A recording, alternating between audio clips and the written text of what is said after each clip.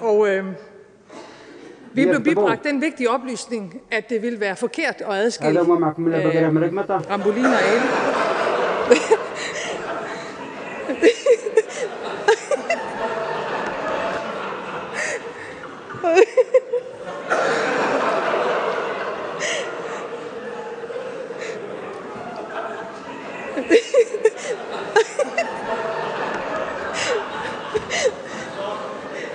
Og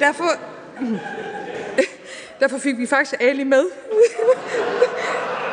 Så når Dansk Folkeparti i anden sammenhæng har sagt, at det blev Alis tur, så er det rigtigt. Så det var nok ikke så god en handel, vi gjorde. Jeg var også faktisk lidt bekymret undervejs. Kamelen hed Ali, om Nye Borgerlige ville springe for aftalen. Det gjorde I ikke. Når nu...